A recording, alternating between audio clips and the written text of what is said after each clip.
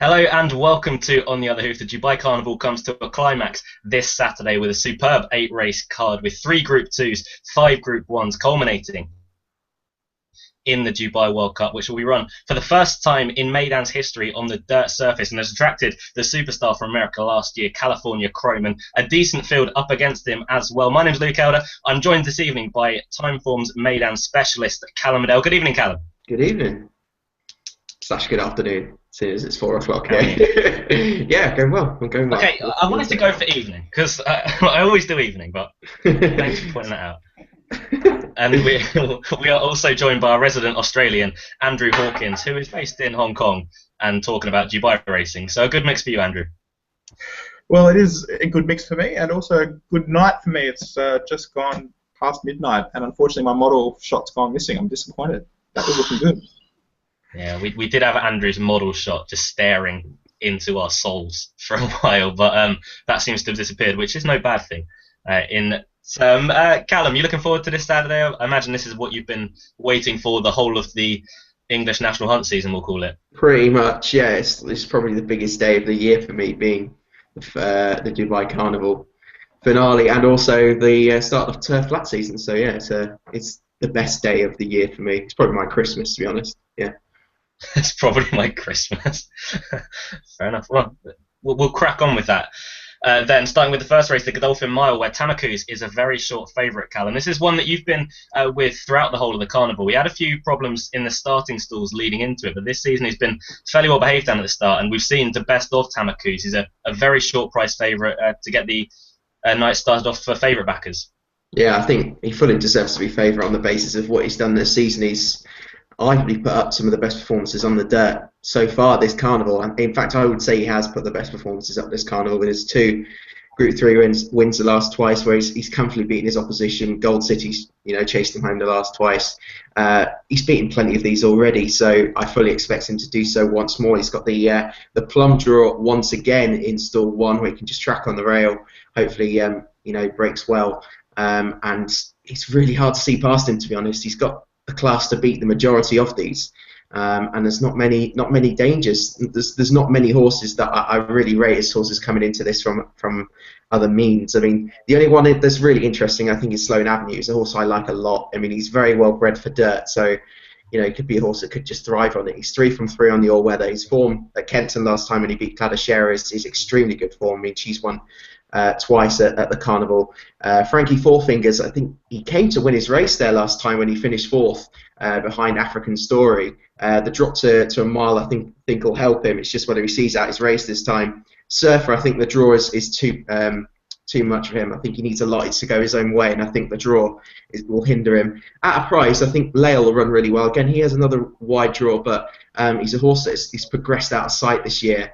And I think the Visor's really put an edge on him, and he's improving around 20 to 1. I think he's a good bet for a place around that price, but I think it's very hard to see past Tamakus, to be honest. Yeah, there's one question I wanted to put back to you, actually, Callum. With Sloane Avenue, we know he went out to America for a run out there, got injured a day or two before the race. Would the trip out there and back, now back out to Dubai, would that be somewhat a hindrance for you, or just something you push to the back of your mind? I definitely think it's a hindrance. He's clearly had a setback. I know it was only a minor one, but it wouldn't have helped him at all. And the wide draw as well. Here, I think it could just be a little bit too much for him on his dirt debut after his first run after 4 months off. But he's a fascinating runner and one I really want to keep a close eye on anyway.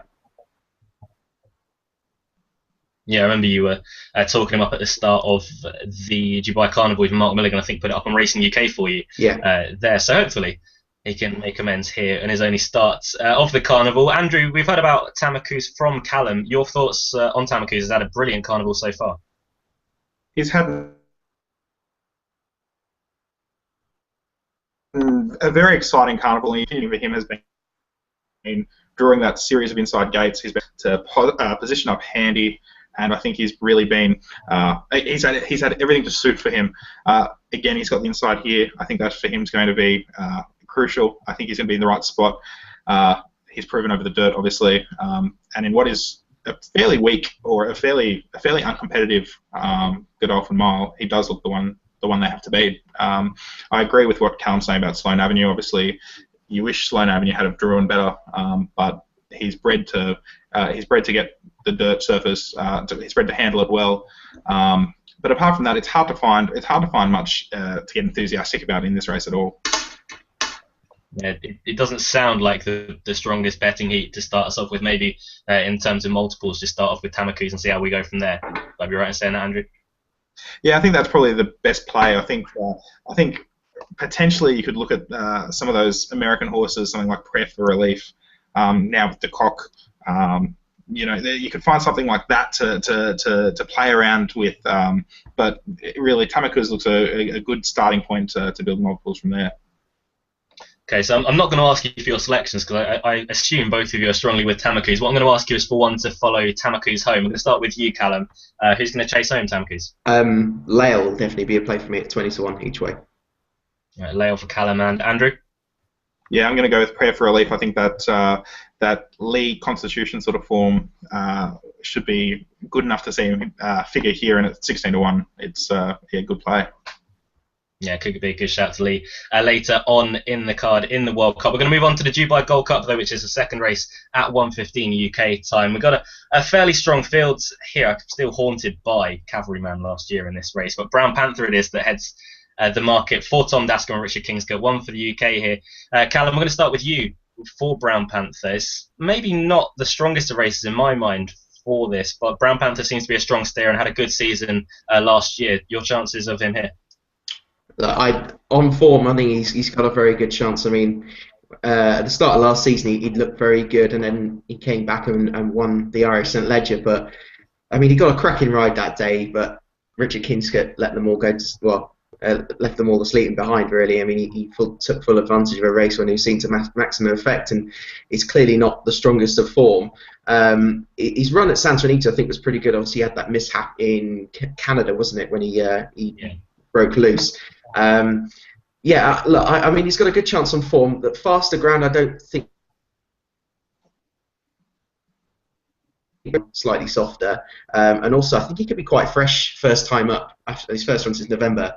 In a race that he's usually slowly run, I think he could be caught out. I think he's well worth taking on, to be honest, around the prices. And there's a few actually I think are worth taking on. Both Godolphin pair, Azima, who ran such a poor race last time, he's just a model consistency, and then ran such a bad race 3 weeks ago that a month ago. I'm not sure what to expect here. Marzocco, I think he's got a bit to find.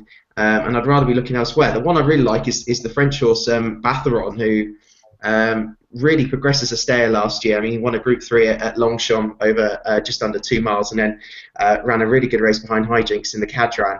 Probably just got slightly outstayed by a thorough stayer in Hijinks, but he's got tactical speed, Batheron. He's versatile regards ground. He's got good form on good ground. And his trainer's a very shrewd one. I mean, she won last year with L'amour de ma vie at the Carnival, so she knows how to place him here. I really like Batheron here. And elsewhere, I think Al Moonkeith will go well. I think that form is solid enough last time out. I think he can prove that it wasn't a fluke. But Batheron, for me, I think it's got a really good chance in this. Yeah, I'm going to open up to you, Andrew, with Azima, who is usually one of the most consistent horses in training. And disappointed last time. Was there anything that came out of that race? Because I saw a few people reacting on Twitter and other social media sites that the rider was looking down both sides to see if there was any problems, but there didn't seem to be anything that came of it. Would you be okay forgiving that run just on a win? Look, I think one must forgive him a bad run. I mean, you look at the race, you look at that Nat Al-Sheba Trophy, and you're right. The jockey was looking down. He was being hard ridden a long way out. Didn't pick up. Obviously, got stuck in behind runners, but even still, to be beaten 50 lengths it was too bad to be true, and it was obviously a horror race for Godolphin with Cavalryman breaking down. Look, I think you have to forgive him one bad run, and if you look at him, he is one of the most consistent horses in training. The 3,200 metres is perfect for him. He has that little element of class. I mean, he doesn't have the same turn of foot as a horse like Batheron does. He'll grind all day. What I think is important to remember, and look, it could be one of those useless stats, but before Soteric last year, Godolphin had won this race. What was it, 4 or 5 times? It was first run on I think it was first run Super Thursday before. Was that right, Callum? And then it was. I think so. Yeah. It's like Super Thursday, and then it's now come across to the World Cup card, and Dubai and Godolphin had won every running of the race until Soteric last year, and I know for you, Luke, that's probably bad memories when with Soteric beating Cavalryman, and that whole protest, which should have been heard and wasn't. But look, I think Azim has got a great chance. I think just rule a line through his last start. He's a horse that's consistent otherwise, and I think if he runs anywhere near his best, he'll be right in the mix. I do agree. Batheron does look a horse that could easily be the X factor in the race. He looks more of an emerging type. Some of that form last year. I mean, look, he ran fourth, beaten 3.5 by a Protectionist. That second to Hijinks in the Cadron. That's good enough form for a race like this, in a race that, again, as you said, is not really that strong. Yeah, you had to just twist the knife about Cavalryman last year, didn't you? I know. I'm sorry, mate. I just had to put it in one more time. Right, Callum, do you buy Gold Cup your fancy? I do like Batheron quite a lot, to be honest. Yeah, and Andrew? Yeah, I was with Azima, so it was good that you came to me about him. Happy days, everyone's happy on that. We move on to the UAE Derby, which, unlike the last race we had covered, this one looks fairly full of class, with Mubtahij, Golden Barrows, Maftul and Surf Fever, the much talked about Surf Fever as well, being the main four to look at here in a field of 10. Andrew, we'll come to you and start with you first on this one. This looks very, very competitive, about four top class horses that really could be absolutely anything. It looks like a really, really strong UAE Derby this year, and it looks like a race which could potentially have implications around the world. Obviously, Mubtahij and also Maftul enter for the Kentucky Derby and for the Triple Crown, so they could head that way. Golden Barrows looks like an absolute superstar from Japan. His last start win was extraordinary, and he could easily be heading down a path. He could return to turf when he goes back to the States, goes back to Japan.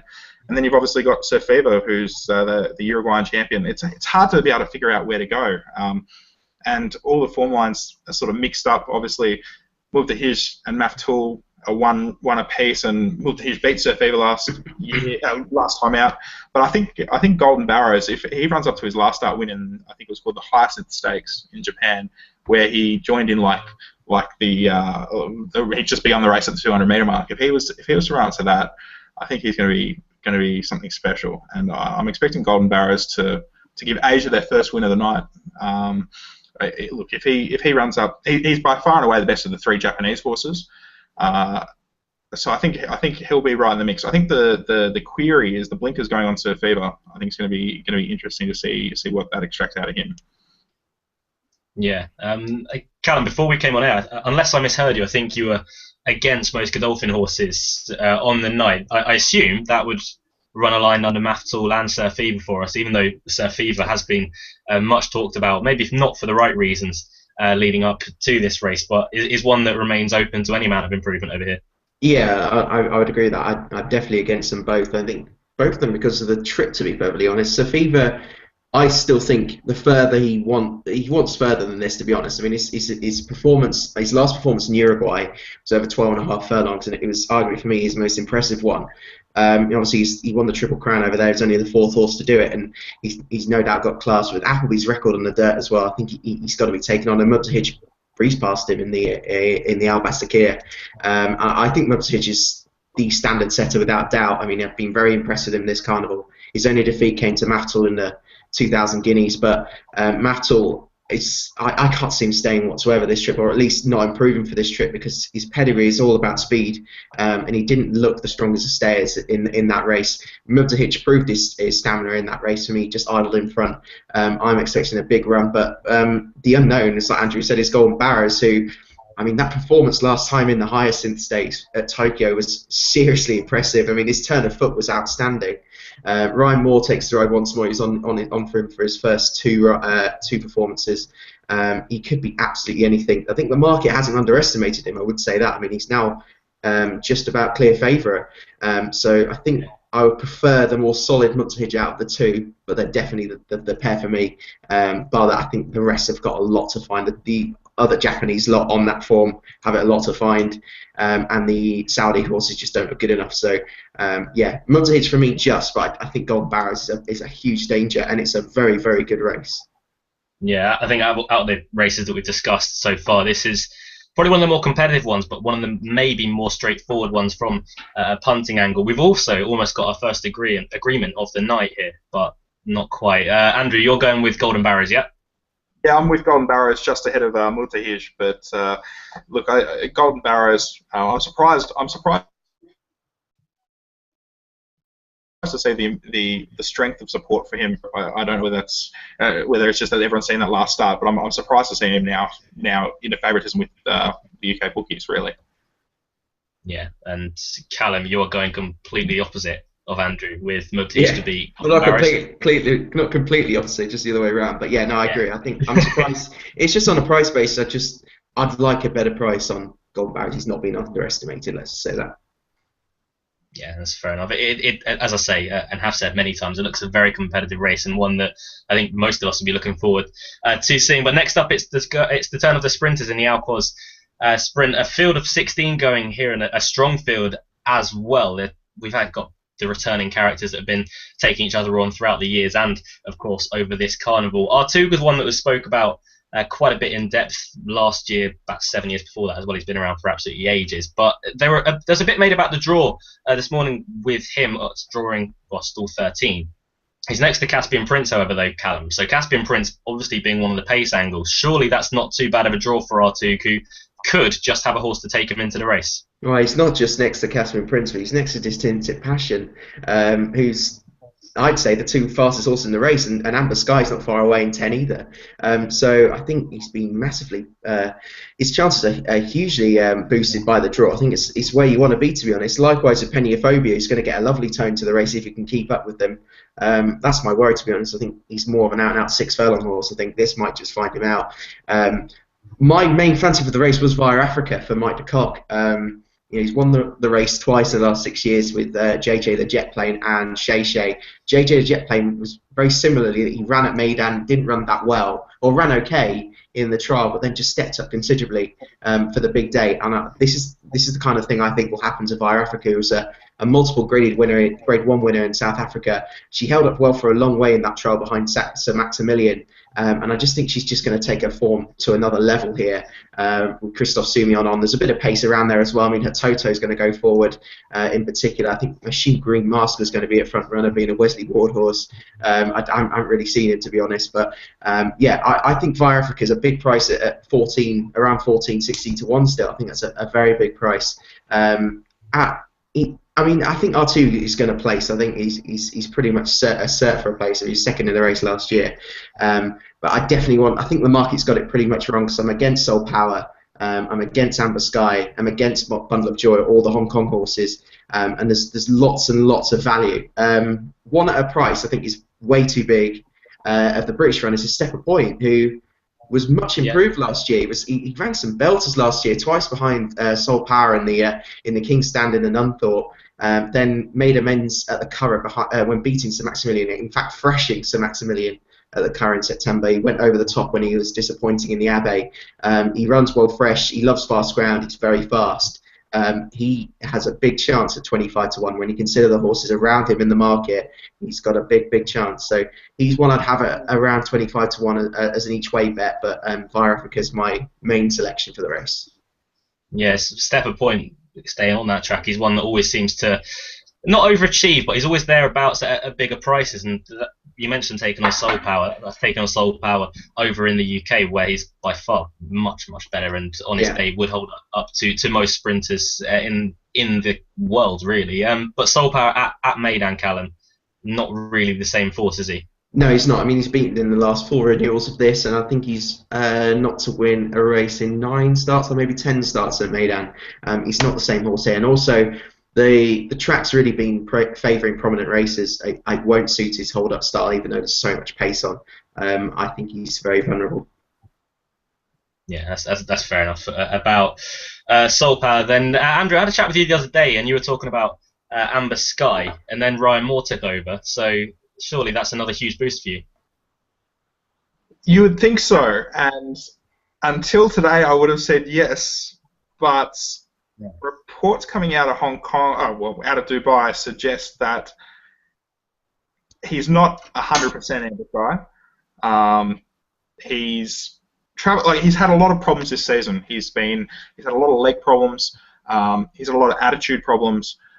He hasn't quite settled down. And then he showed that brilliant turn of foot in a trial race at Sha Tin about 2 weeks back, and then it was all set sail for Dubai. And since then, Ricky Hughes tried to keep him fresh, but looking at how listening to reports out of Dubai, I'd be a bit wary just to see how he is. Look, he could be absolutely fine. It could just be settling in, but there's definitely whispers around that he's the sort of horse that you need everything to be right. As I said to Callum earlier today, last year it was a training effort in itself to get him to win, because he is a mental case. He had leg issues. They had to keep him really fresh, and the fact that he was able to win was extraordinary. He hadn't had anywhere near as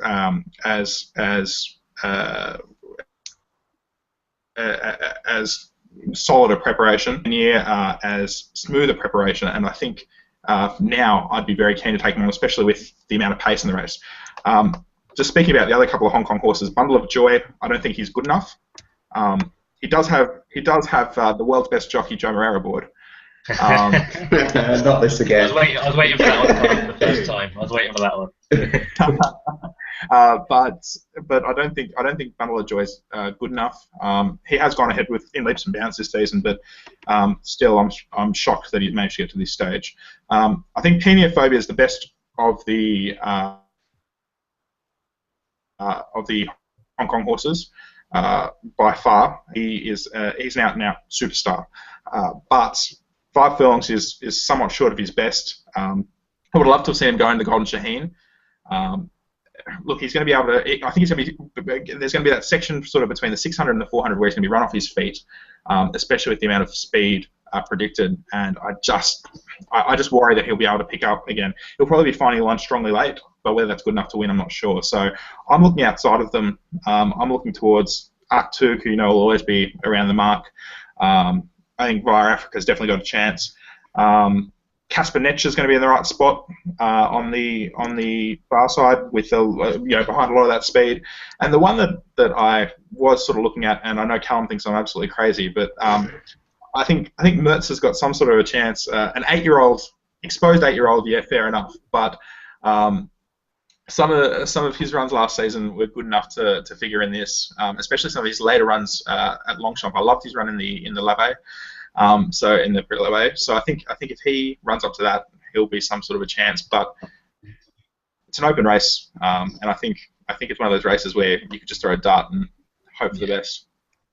It does look a very hot race. I have to say, the one that did take my eye was Artug after the draw this morning. I think that's benefited him immensely. It was interesting, the same point that you both made about Peniophobia, though, that the trip isn't really ideal for him. He may want a bit further. We, of course, know Peniophobia after winning the Super Sprint over at Newbury as a 2-year-old, but has since gone on to be a superstar sprinter out in Hong Kong. Just to clarify, both of you agreeing on maybe more of a 6-furlong horse than a 5-furlong horse. Yeah. So that is a brilliant nod in unison there. You'll be able to watch that back. Both of them going up at the same time. We're choreographed, make it work. That's going to make a good Snapchat later on, I'll tell you that. Right, back on track now, gentlemen. Your selections for the Al Quads, Callum? Via Africa for me, but Stepper Point at 25, so I think it's worth a nibble. Yeah, and Andrew? Arctic for me, but I am going to have something on Mertzer at the odds. Yeah, I'm hoping Via Africa goes well after Callum tipped it to me the other day.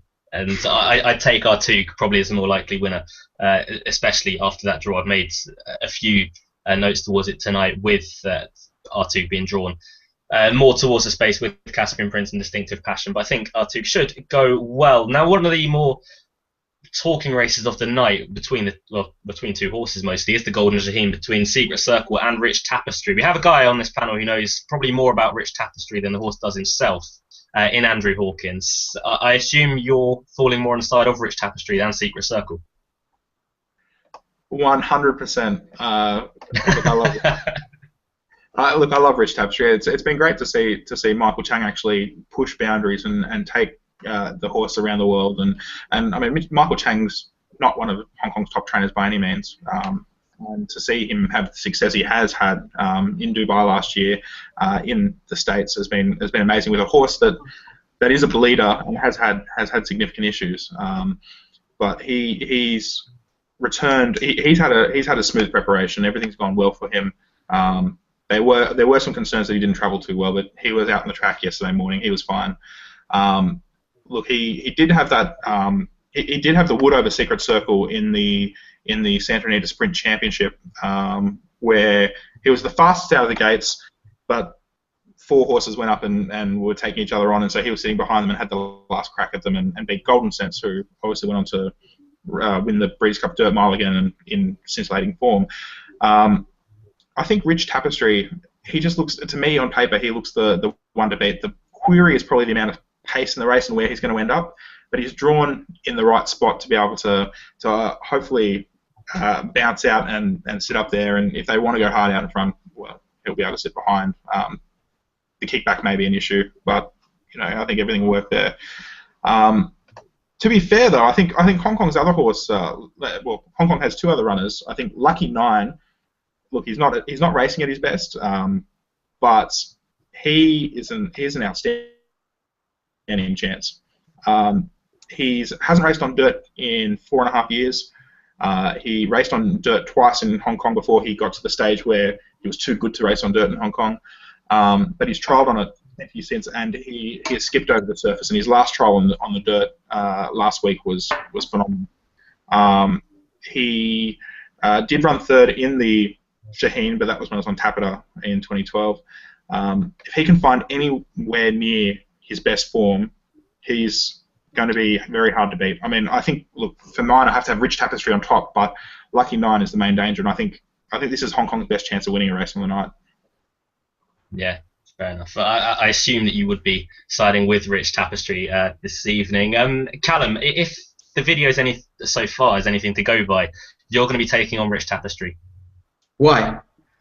Because you go against everything Andrew says. No, we're in full agreement on this race. I really like Rich Tapestry in this, and for plenty of reasons, to be honest. Obviously, he beats the favourite Secret Circle in that Santa Anita handicap and beat him quite comfortably. I thought it was a really nice performance. That Rich Tapestry, obviously, he's had problems with bleeding, which the main plus for me is that he's coming here fresh. I mean, he hasn't had a run since November.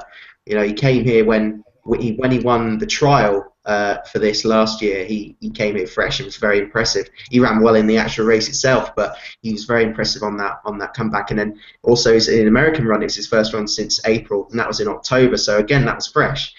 So that's the main reason why I'm with him here.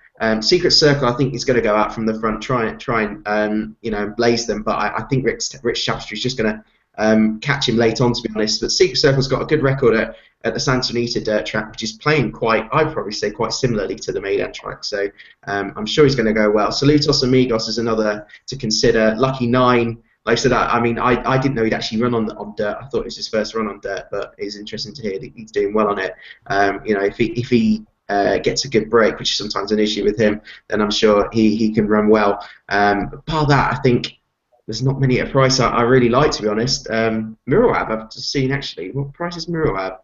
I'm just having a look now. Sorry, but currently 25 to 1. Well, I was looking. I just saw. I thought that was a mistake because I saw it on the website. That's a big price on Mirawab, actually. He's a horse that's got a very good record at Jebel Ali. I mean, he's run really well behind Reynaldo the Wizard in a Group 3 over course and distance. He's a very strong travelling horse, so a strong pace that he's going to be able to chase it, I think, will really suit him. I thought it was around the 12-14 to 1 shot, so at 25s, I think that could be worth a bit of a squeak. But Rich Tapestry, I think, has got a blinding chance in this, so he's the one for me. Yeah. You guys are giving all your detailed analysis on this. I'm going to give you a stonewall certainty here that it can't possibly lose, because I will not be backing Shaishi on World Cup night. I've backed Shaishi 4 out of his last 5 runs. Well, yeah, same. I got him beaten a 7 furlong handicap. And then when he won a Group 3 like a week later, so that's how it goes. Actually, I remember on when he won last time out, someone sent me a message. She was very, very upset that she'd been backing him, and then just nothing. And yeah, luckily I wasn't in that boat. But, no. I left him alone last time for the first time in 5 runs, so that was horrible, annoying for myself. Kieran Fallon's back on Krypton Factor, Callum. I just wanted to run that one by you. That's an interesting booking. Well, a good booking as well. Yeah, he ran a big race first time up on dirt behind Ronaldo the Wizard. I think that maybe just took a little bit of an edge on him because he had a very hard race and he was disappointing when having no excuse behind Shaishi. But obviously he's a former winner of this race. He won it in 2012 and that was at his peak of his powers though. So Fallon's ridden him before as well. I mean, I think he rode him when he won that race. But yeah, I am against him. I think that last run took it out of him. Yeah, that's fair enough. Right then, your selections for the Golden Shaheen. You're both with Rich Tapestry, aren't you? Yeah, for me, definitely. That's fairly simple. Then we can keep it at that. Before we move on to back onto the turf, I just wanted to get your guys' opinions on the dirt, mostly because it is a well-debated topic and it's a very good chance for me to annoy Americans, which is always something fun. Callum, we'll start with you. Your opinion on the dirt at Meydan? It's very much suited prominent races. I think it's starting to settle down. I'm trying to embrace it. I think it has hindered the carnival as such. I think the handicaps are a lot weaker. I love the Tafta handicaps that we used to have. I thought there was some fantastic racing on there. But I would say that definitely the UAE Derby is a stronger race this year. The Shaheen, I think, is a good race, a good enough race, and the World Cup could have been a very good race, but will certainly have a more convincing result. So if that is the case, then I think it's the right decision. You've worded that a lot more politely than when we've been discussing it over dominoes. Yeah, well, to be honest, my main issue, I think that the Dubai World Cup should be a 10 furlong turf race, and the GT3 or the Dubai Turf should be a 9 furlong dirt race, make them similar prizes, and you're pleasing every audience. Yeah. No, I wouldn't disagree with that. Andrew, your view on the Meydan Dirt? Interesting. I think Callum's right. It's been paying very, very prominent. I think it is starting to settle down, but the amount of kickback on Super Saturday really seemed to ruin a lot of those races. That Al Maktoum Challenge Round 3, which was African Story beating Prince Bishop, was a disgraceful race to watch. I don't know why people would. I don't know what there is to enjoy about watching a heap of dirt flying around. But look, I think you're right about the carnival as a whole. I think the races are all right. I think with the World Cup, I think it's a bit of a weaker race. I think it is going to be a more convincing result, and I think it's hard to really bag the World Cup too much when the Dubai Turf is just as disgraceful. I think that middle distance. I think they'll be looking at what they can do to try and get more middle distance horses out to Dubai next year. But look, I think the dirt. I think it's probably going to be the right move because I think the Tapeta was such an odd surface. But yeah, I just don't. I think that there still needs to be some rejigging of the carnival, and I think of this night itself. And I think Cal, you might be onto something about 9 furlong dirt race, 10 furlong turf race, even if that does upset certain Americans. But I don't understand it because in Europe, and I don't know about in Hong Kong, but we have very, very little 9 furlong group races. We race solely or a lot at 10 furlongs or a mile, whereas in America they have a lot of 9 furlong dirt races and they don't have many 10 furlong races. So surely it'd be suiting both parties. There'd be horses that I think would be. I mean, the majority of the American runners that have come over, that are running in the World Cup would run in a 9 furlong race, and there'd be more horses from Europe wanting to go if it was a 10 furlong race World Cup for me. I guess the thing Yeah, is, then, that's a very good point.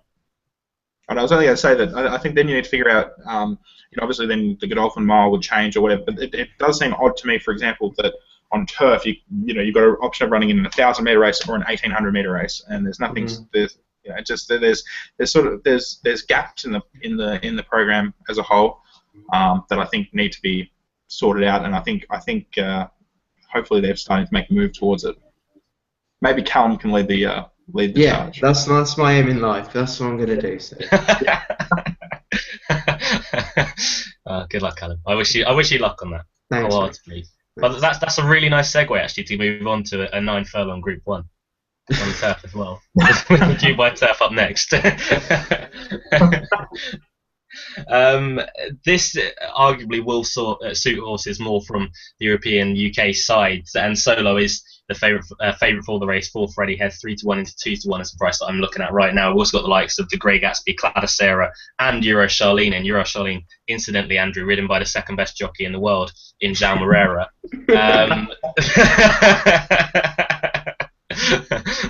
That's 1-1 on us two. Callum, we'll start with you.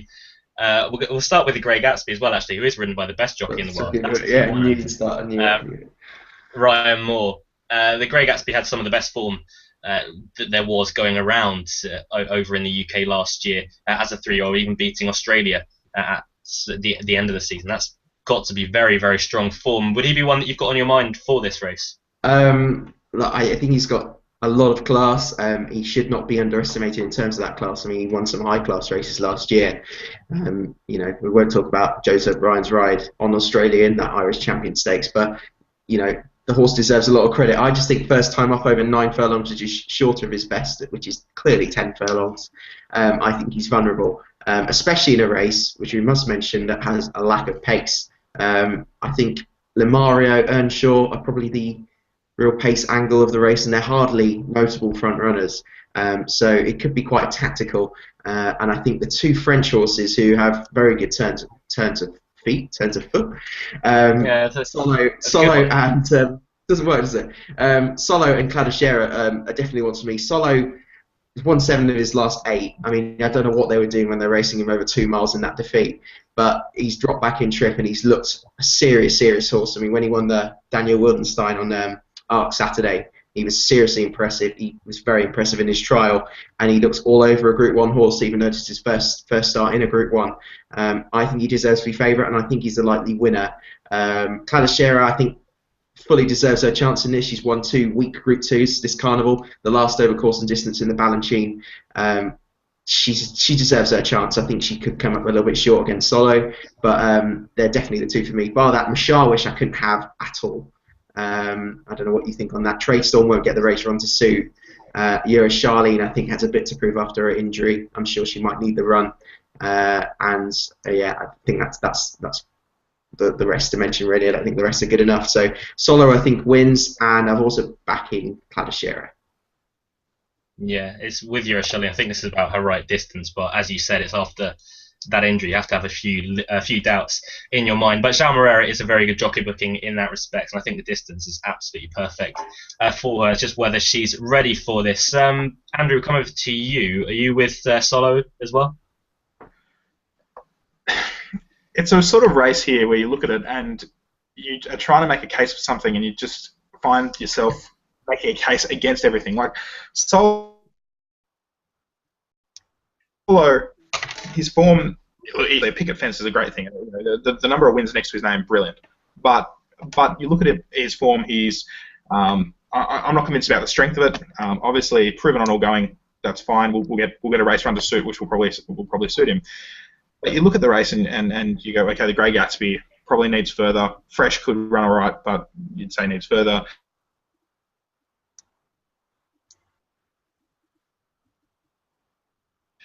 Solo, obviously, Cladicera, Farage, not good enough again. There's just all these horses that you just find yourself struggling to make a case for anything. In the end, I'll probably go with the Grey Gatsby, just because I think Fresh should be all right. I don't know whether he's got the turn of foot to be able to match it in this race over 9 furlongs. But he's clearly, for mine, the best horse in the race, and I think class will prevail. I could see Euro Charlene. I could see Euro Charlene running a massive race. Look, I don't think she's good enough in terms of class, but again, I don't think any of them are really good enough. So it's it's sort of like, well, okay, whatever. I think with Euro Charlene, it's interesting. She sort of represents this whole new world of racing. Like, she's an American-owned filly trained in the UK by an Italian who's being ridden by a Hong Kong-based Brazilian. It's remarkable. It's remarkable to see this whole globalization of racing. I was there at Arlington when she won the Beverly D, and she was impressive that day. And I can remember Luke saying that day that she wouldn't win. And whoa! Did you actually? No, you were all over it, weren't you? I said she wouldn't win, and Luke. Oh, right, okay. Yeah. I was gonna. I know. Luke. Ryan Moore turned up that day, so. Oh, that was. Yao's got a lot to live up to here. So look, I think Joe will prove he's number one here.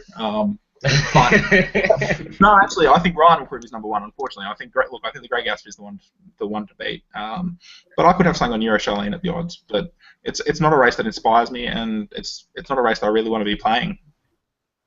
Yeah, let's agree with that. We've mentioned that there's not much pace in the race. Euro Charlene is actually one that has led before. I think it was at Ascot 2 runs ago. I think Andrea Atzeni took the ride. She didn't really look a natural from the front that day. So, Callum, with that in mind, would you potentially see her being risked from the front again?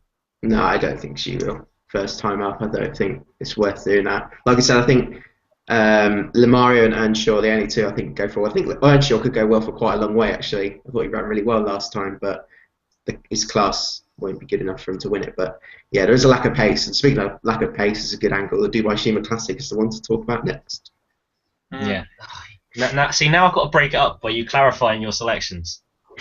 Sorry. You threw me right under the bus there. Callum, your final selection then. I like both French horses. Solo and Cladichere. I've already backed both. I still think they are the ones to be on. Yeah. Andrew? Yeah, the Grey Gatsby and something on Euro Charlene. Hopefully she's a bigger price than 10-1 here, and yeah, happy days. But yeah, the Grey Gatsby. Yeah, I love Euro Charlene, so I'll probably have something on her. If it does turn into a bit of a crawl and sprint, then Cladichere looks well put out for that task. So I'd side with Cladichere, who is a fair enough price as well, about 6-1 what I'm seeing.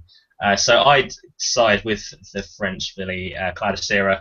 Before moving on to the Dubai Shima Classic, then we've got Heartstar, Flintshire, Main Sequence, and Designs on Rome. Sorry, this looks an absolutely fantastic race. Andrew, I'm going to start with you. It looks full of class. Main Sequence is probably going to be one of the talking horses in the sense that he can't run on Lasix. That seems to be one of the main things that's helped boost him out in America. And in fairness to him, he's been absolutely superb in America. He's been superb in America. Again, the American Turf division, especially for staying horses, is not that strong.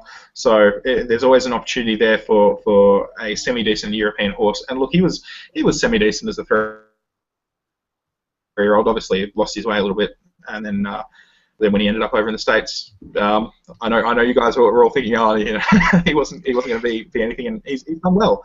But I think it's a new test for him here. I think he's. Look, I'm not convinced that he's going to be able to measure up.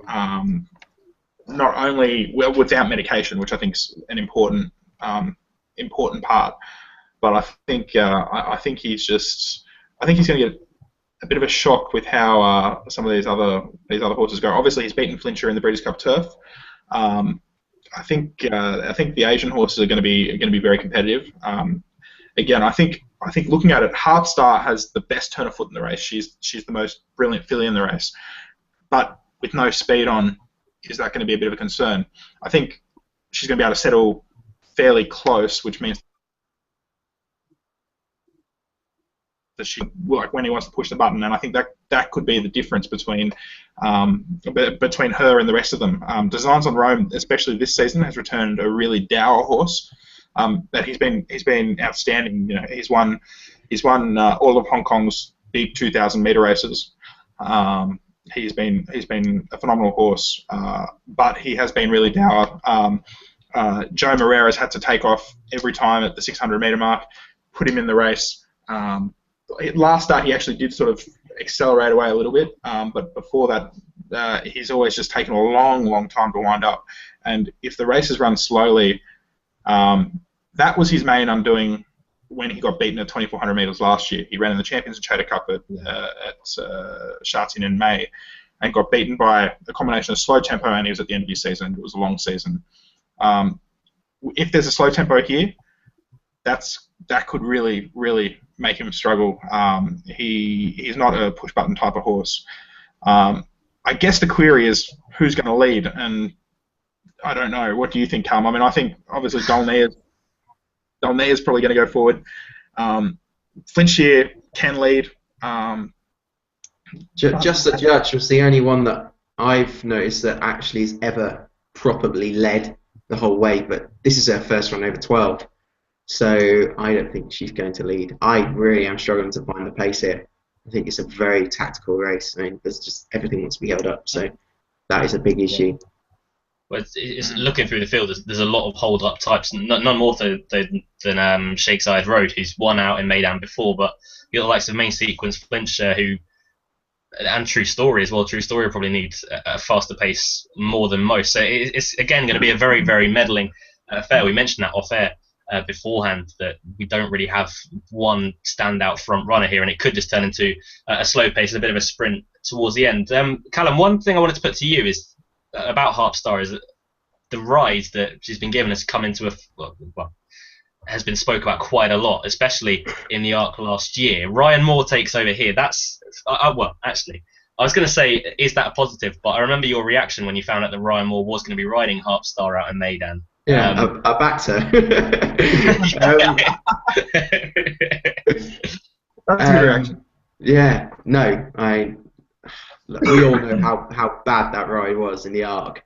You know, given far too much to do, but that's the exaggerated hold-up style that she's usually used to, and because they race so fast in Japan, she virtually, you know, it suits her style in Japan. But I'm not sure about Harpstar. I think definitely she's got by far the best turn of foot at this race, and if it comes down to that, then she could just have the edge over the rest. But since then, you know, she ran a good race in the Japan Cup behind Epipene, and that was without doubt one of the best races for many a time. I mean, it was such a top class Group 1. But I mean, she's fifth, beaten 5.5 lengths. So you'd think actually she should have been a little bit closer if she was really at her best. And you know, on rating, she wasn't actually at her best. The trial I think was pretty average as well. I know it's obviously a trial run, but she just didn't really seem to have that spark. And I think she's just a little bit too short, to be honest, at the moment. For all, I think if it comes down to a turn of foot, I think she wins. Designs on Rome, I know, you know, he does need a lot of cajoling along. I mean, like Sha Tin, he's always been ridden along and looking like the first beat, but his galloping style is just such an asset. I'm thinking, you know, he's not proven himself over 12 furlongs, so, you know, I don't know what Andrew thinks, but a slowly run 12 furlongs, considering that style, might just actually suit him. I don't know what you think about that, but it's a tough one. Main Sequence, I don't know which one turns up without, you know, outside America with the lack of medication. You know, people are saying, oh, he's beaten nothing in America, but he beat Flintshire in the Breeders' Cup. You know, he's done nothing wrong in that respect. He's beaten on merit. Flintshire was second in an Arc, won a Hong Kong Vase. Is a very solid Group 1 horse, so you can't be saying he's beaten nothing. I think he's got to be given credit in that respect. Flintshire should be thereabouts. Likewise, Dolnay, who beat him recently in a trial and was fifth in the Arc herself. She could have a little bit of improvement, but she will need it. But the lack of pace is just the worry for me. I think it's going to be very tactical. I don't know who I really fancy. I think Designs on Rome could just be really suited by it. You've got the main man in there, to be honest, in Jan Moreira. It's going to be a showdown between the first and second best jockeys in the world, hopefully for me. But I think Designs on Rome, just about with a few doubts about half start at the prices, I think Designs on Rome gets the vote for me. But it's the race of the night. Yeah, it sounds a race that you guys are finding it very hard to nail your colours down to one particular horse. Yeah, it's mostly tough. down to you don't know how the race is going to be run whatsoever. One horse might bite the bullet and go out in front and try and set the pace, but again, we don't know that until the night. Andrew, just to retaliate from Callum's question about Designs on Rome, do you think that possibly his running style could be the most beneficial in this field if it was a slowly run race? Potentially. It does depend on a number of things, how he settles, how he handles the occasion, which he is a bit of a nutcase of a horse.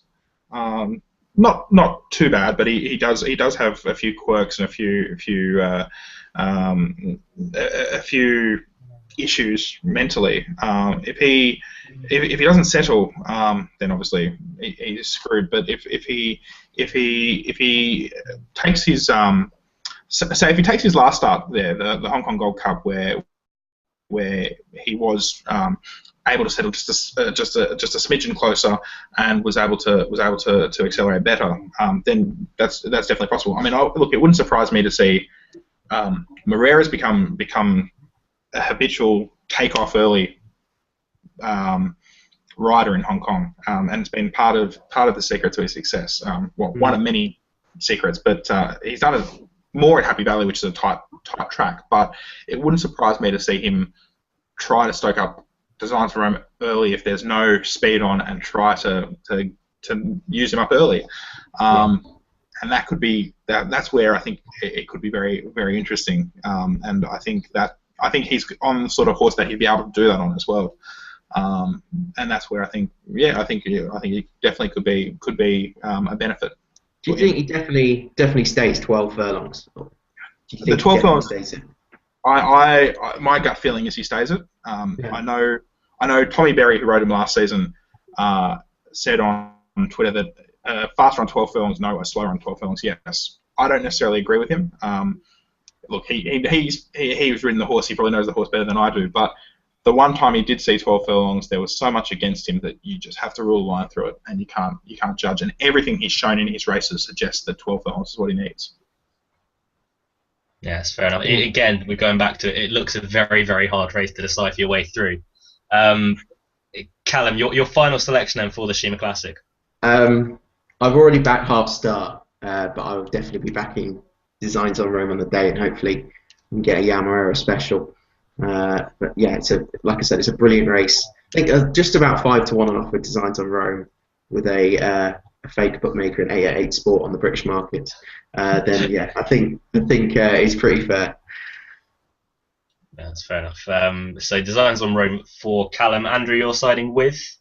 Half Star. I think she's the most brilliant filly in the race, or most brilliant horse in the race, and I think that turn of foot's going to be crucial. But I probably here in Hong Kong will have something on Dolnia just because she's probably going to go forward, put herself in the race, and given that the other 4 horses are sort of familiar to Hong Kong punters, she'll probably be a nice price. Yeah, it's ironic now that the whole night we've been saying English guys, Ryan Moore #1, guy based in Hong Kong, João Moreira #1, and now Callum, who said Ryan Moore is #1, is going for Designs on Rome, and Andrew is going for the Ryan Moore ridden Half Star against the João Moreira ridden Designs on Rome. So good job, guys. Well done. Yeah, consistency. Just got to switch it up. It's something, all right. Anyway, the last race on the card is the big one, the Dubai World Cup. California Chrome has been tempted over. A few haven't come in, the likes of Bayern and Tonlist, taken on by Lee, African Story, last year's winner, who 2 runs ago they said he was never going to run on dirt again. He has run on dirt since and won, and now turns up here to defend his crown. Ball's got the likes of Epiphania. It does look once more a pretty decent race. Not the race that it could have been, but nonetheless a strong race. Andrew, I want to put to you first. California Chrome, the draw came out today. He's drawn 9 of 9. That's, for him, a very, very good draw, isn't it? It's the best draw he could have had because he's going to be out. He'll be rolling. He'll be able to he struggles on the inside of horses. He doesn't kick back in his face. It's the perfect draw.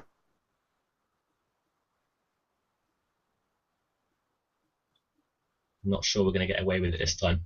No. We, we should apologise for that throughout the He'll be able to roll He's forward. back. He's back. There we go. Let's, Andrew, let's You're back. say all of that again.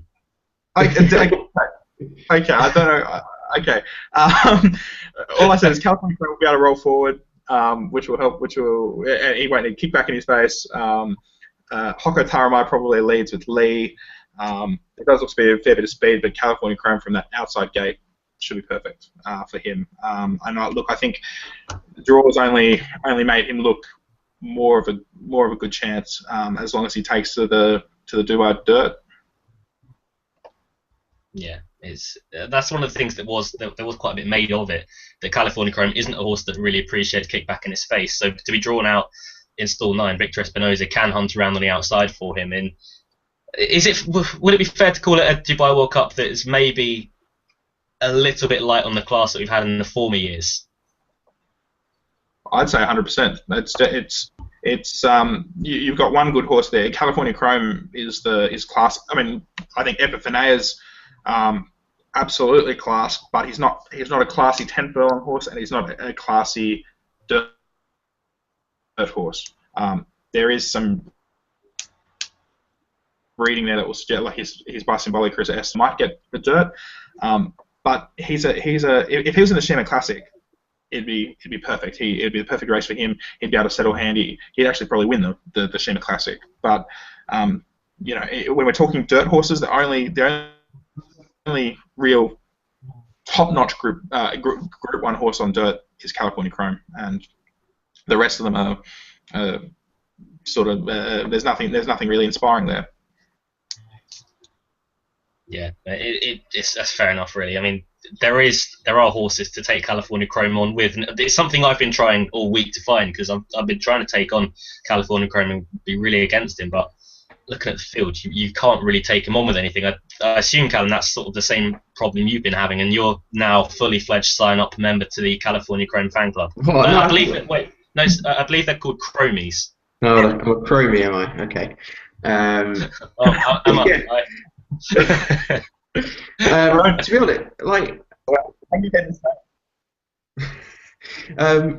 be honest, I mean, California Chrome, he's the best horse in the race. He's got the perfect draw. He's versatile, regards any ground, any conditions. I mean, he's won on turf. He's won on any sort of dirt surface. There's no reason why he won't take to this one. He's the best horse in the race, like I said already.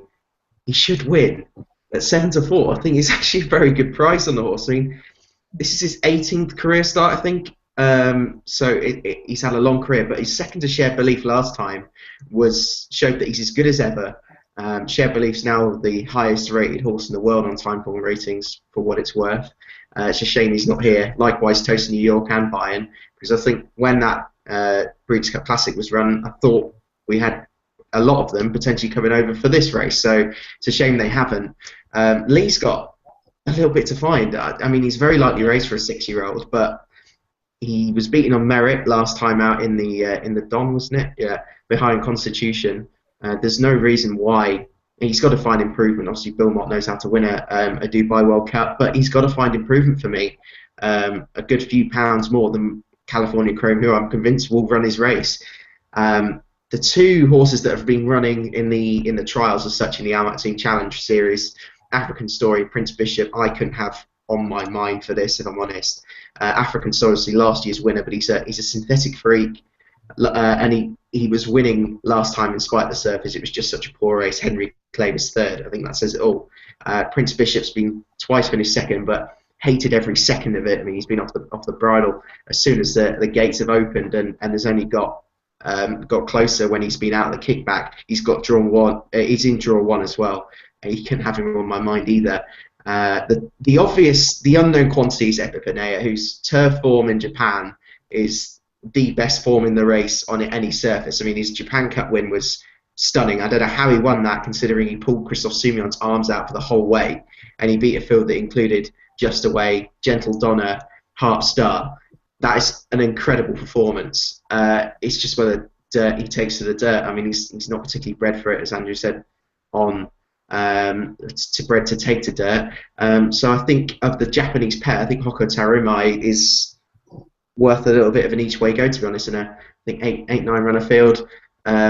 he was sick last year. He had colitis last year when he was disappointing in the race on Tapita. He's racked up a hat-trick since, including twice at Grade 1 level. He does lack a bit of class, I'm not going to deny that, but he's going to go out there and give a bold show on a service that he likes.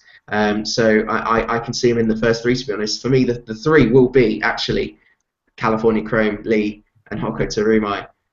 So I think that's the nailed-on TriCast. But yeah, I think California Chrome is a cracking price at 7-4 now.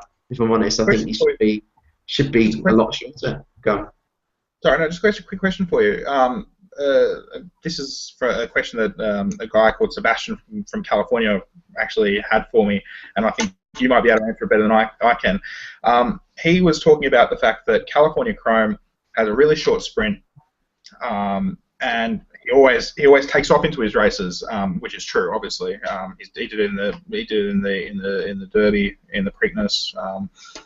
He always takes off early, and is unable to sustain that sprint for a long period of time. Now, the Meydan dirt straight is a lot longer than most of the American straights.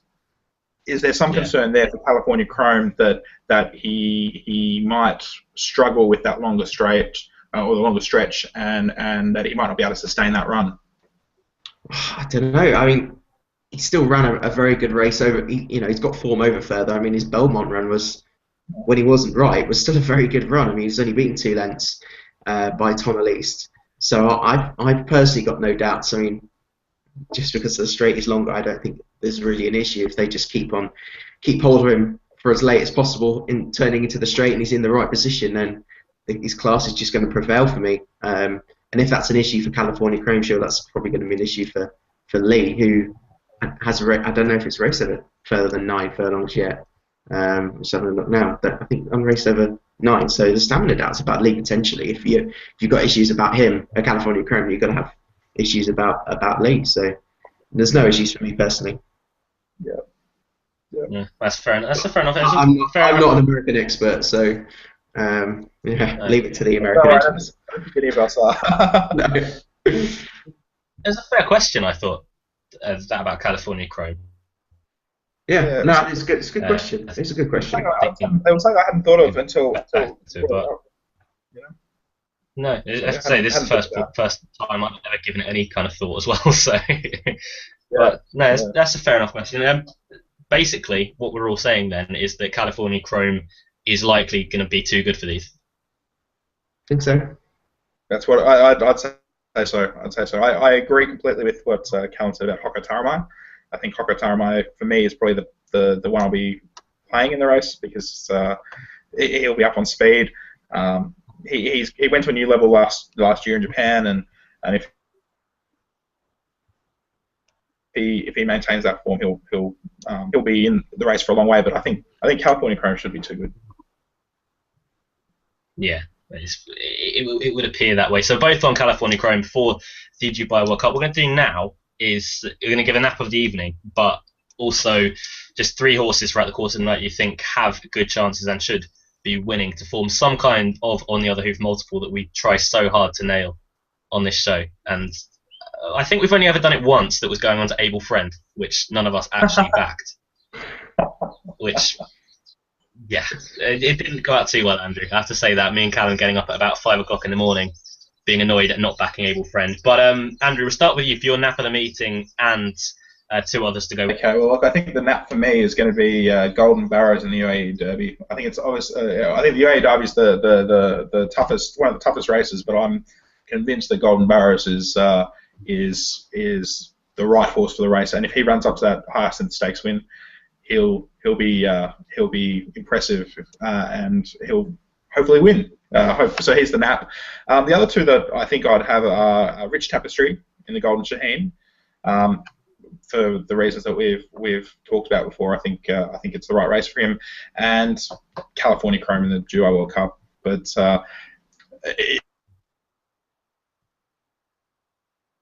it's pretty much it's a case of like a couple of races there. Your rules, they're uninspiring, and then there's like the Shima Classic, which is a great betting race, but how can you have any clue? So we'll go with Golden Barrows, Rich Tapestry, and California Chrome. Fair enough. Callum, your nap and other 2 to go with it. I'll go for Nafis California Chrome, to be honest. I think that's a very fair price. I'll go for Rich Tapestry as well, to be honest. It is one of my other two. And the other one, you kind of caught me on unawares here.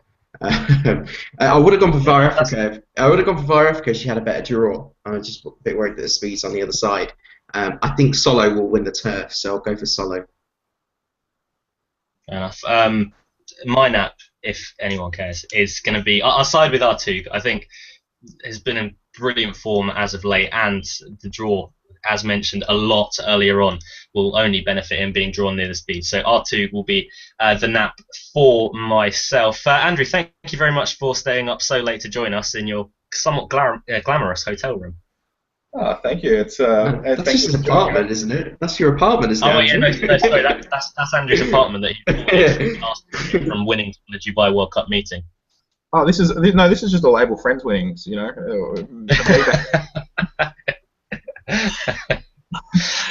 Cheers, guys. Thanks for having me on.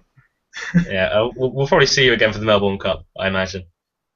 Sounds good. Maybe if you've earned it. Callum, thank you once again for joining us. We'll see you later on Your Hoof, actually. Yeah. Depending on what time you are watching this show, we'll be doing a show later on to talk you through the flat season that is fastly approaching in the UK, giving just some pointers as to what horses that we're going to be following throughout the season. If you're watching this somewhat delayed, then it's the video above when you clicked on it. But thank you very much for joining us for the Dubai World Cup night preview. I hope you found a few winners for you guys, and good luck. We'll see you again on the Other Hoof.